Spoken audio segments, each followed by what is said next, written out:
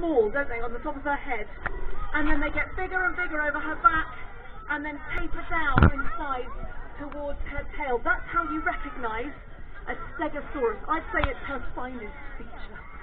Good girl. Now, Stegosaurus means roof lizard, which is a bit odd because there weren't an awful lot of roofs 150 million years ago when there were more stegosaurs around.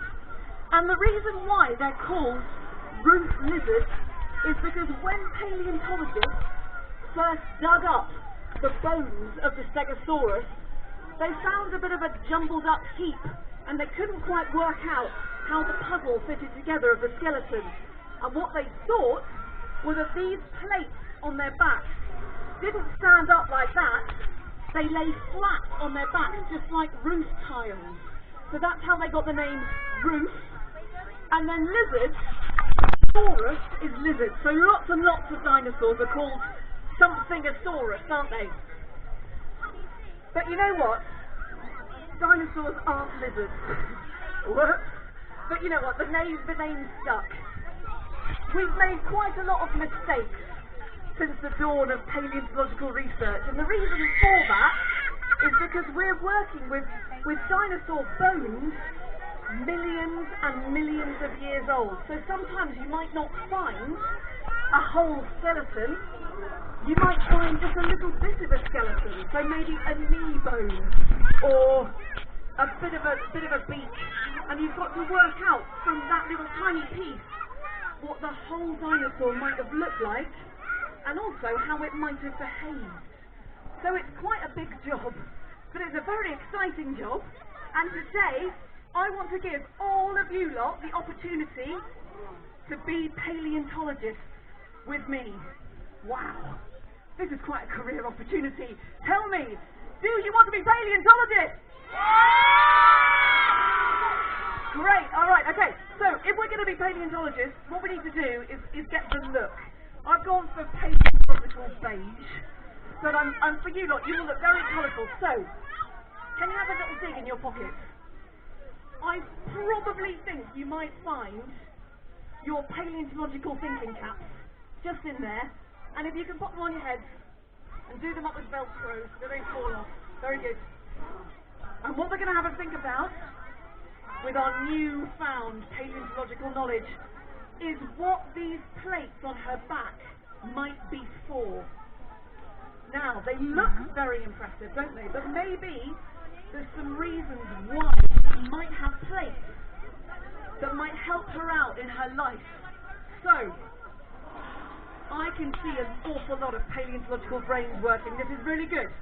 Can you do me a favour? Can you hold that thought in your mind? And we're going to come back to it a little bit later on in the show. So hands down for the moment, but don't forget what you were thinking. Now, before I go any further, I do have a very important health and safety announcement to make. Now, listen, there's an awful lot of you, and there's a very big dinosaur, so I'm sure that you can appreciate that there might be just a slight little bit of danger involved in dealing with a dinosaur. So, this is the health and safety part of the show, coming up. If you see, good girl, you stay,